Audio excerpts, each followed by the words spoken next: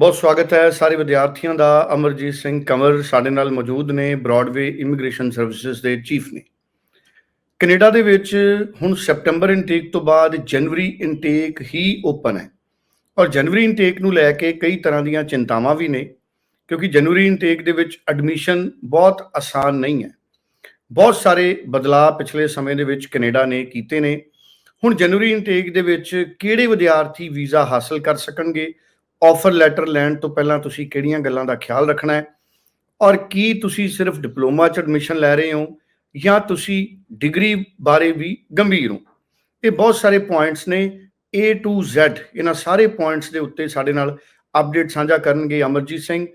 ਬਹੁਤ ਬਹੁਤ ਸਵਾਗਤ ਹੈ ਅਮਰਜੀਤ ਜੀ, ਔਰ ਮੈਂ ਚਾਹੂੰਗਾ कि बहुत ही डिटेल दे विच तुसी सारियां स्थितियां नूं समझाओ।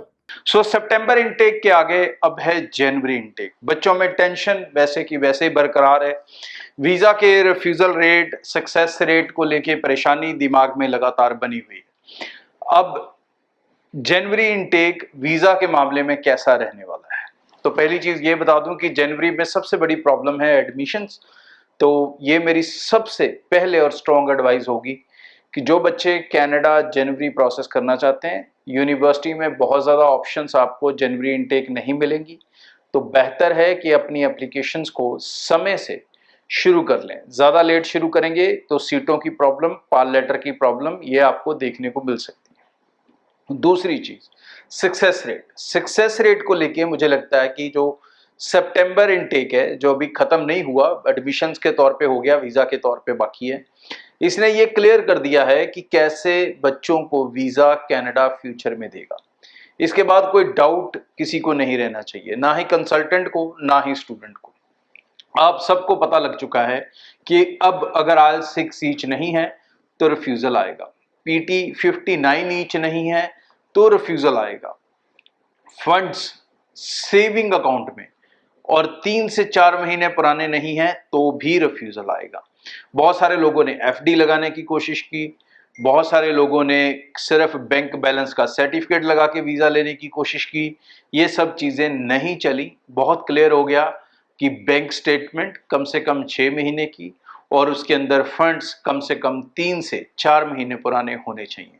तो सबसे ज़रूरी चीज़ जो जनवरी इनटेक को लेके है कि अभी से आप अपने फंड्स अपने बैंक्स में डाल दें ताकि वो पूरी तरह से पुराने हो सकें। सफिशेंट टाइम आपके पास है। नवंबर में अगर आप फाइल लगाते हैं, अभी से आप अपने फंड डालते हैं, तो आपको फंड्स को लेके किसी तरह का डाउट या कंफ्यूजन बाद में नहीं रहेगा। फंड्स कितने डालने हैं? कम से कम 10 से 12 लाख जरूर लगा के चलें, क्योंकि इसी अमाउंट के आसपास ही आपकी सेकेंड ईयर की फीस रहने वाली है। मोस्टली यूनिवर्सिटीज़ में कईयों में फीस 15 लाख तक भी जा रही है, तो जिनके पास ज़्यादा हो सकता है तो मैं तो यही कहूँगा कि वो ज़्यादा फंड शो करें। और पेरेंट्स की इनकम जिनकी नहीं बनी, कई लोगों ने अभी तक ITR फाइल्स नहीं करते हैं या नहीं की हैं, तो भाई फंड्स के साथ साथ जो इनकम दिखाने का प्रोसेस है वो भी स्ट्रिक्ट है। इनकम को लेके सिर्फ 2 तरह के डॉक्यूमेंट्स एक्सेप्टेबल होते हैं वहाँ पे। वन इज़ फॉर्म 16 और दूसरा है अपनी इनकम टैक्स रिटर्न्स। इसके अलावा तहसीलदार सर्टिफिकेट, फलाना सर्टिफिकेट, डेयरी सर्टिफिकेट, ये सब नहीं चलते बिल्कुल भी। तो ये 2 डॉक्यूमेंट्स भी अपने समय से प्रिपेयर कर लें अगर आप अपने वीज़ा सक्सेस रेट में किसी तरह की ट्रबल नहीं चाहते हैं। और लास्ट एंड इम्पॉर्टेंट पार्ट, अपने एडमिशन्स को लेके 1 ईयर की फीस GIC जो कि अब बढ़ चुकी है, मतलब अभी नहीं बट 1 सितंबर से वो बढ़ जाएगी और सभी जनवरी वाले स्टूडेंट्स पे अप्लाई होगी। वो तकरीबन 22,835 या 65 ऐसे कुछ डॉलर्स के आसपास है। तो उतनी ही GIC ट्रांसफ़र करें, कम ना करें, पुराने वाली ना करें। और इन सब चीज़ों का आपको ध्यान रखना है अगर आप कनाडा में सक्सेस रेट मेंटेन चाहते हैं। कनाडा किसी तरह का कॉम्प्रोमाइज़ किसी स्टूडेंट के प्रोफाइल के साथ नहीं कर रहा, और अब जो नई रिफ्यूज़ल्स आनी शुरू हो चुकी हैं उसके अंदर तो आपको रिफ्यूज़ल में बहुत क्लियर और क्रिस्टल रीज़न आएगा कि भाई आपकी फ़ाइल क्यों रिफ्यूज़ हुई है। फंड के कारण हुई है तो क्यों फंड्स के कारण हुई है, इनकम के कारण हुई है क्यों इनकम के कारण हुई है, कोर्स को लेकर हुई है तो क्या प्रॉब्लम है, आपकी प्रोफाइल को लेकर हुई है तो क्या प्रॉब्लम है।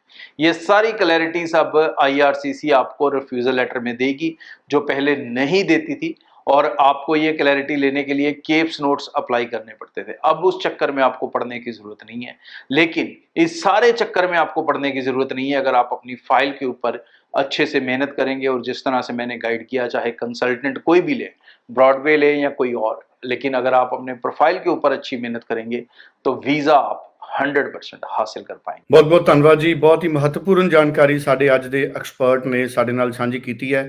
ਸਕਰੀਨ ਦੇ ਉੱਤੇ ਟੈਲੀਫੋਨ ਨੰਬਰ ਹੈ, ਤੁਸੀਂ ਇਸ ਟੈਲੀਫੋਨ ਨੰਬਰ ਤੇ ਕਾਲ ਕਰਕੇ ਜ਼ਿਆਦਾ ਜਾਣਕਾਰੀ ਹਾਸਲ ਕਰ ਸਕਦੇ ਹੋ। ਤੁਹਾਨੂੰ ਕੋਈ ਵੀ ਕਨਫਿਊਜ਼ਨ ਹੈ ਤੇ ਤੁਸੀਂ ਟੈਲੀਫੋਨ ਕਰੋ, ਕਿਸੇ ਨੇੜੇ ਦੇ ਦਫ਼ਤਰ ਦੇ ਵਿੱਚ ਜਾਓ, ਤੁਸੀਂ ਆਨਲਾਈਨ ਗੱਲ ਕਰ ਸਕਦੇ ਹੋ, ਆਪਣਾ ਸਵਾਲ ਭੇਜ ਸਕਦੇ ਹੋ। ਆਪਣੀ ਕਨਫਿਊਜ਼ਨ ਦੂਰ ਹੋਣ ਤੋਂ ਬਾਅਦ ਹੀ ਆਪਣੀ ਜ਼ਿੰਦਗੀ ਦੇ ਫੈਸਲੇ ਕਰੋ ਤਾਂ ਕਿ ਤੁਹਾਡੇ ਕੋਲੋਂ ਕੋਈ ਵੀ ਗਲਤੀ ਨਾ ਹੋਵੇ। ਬਹੁਤ ਬਹੁਤ ਧੰਨਵਾਦ।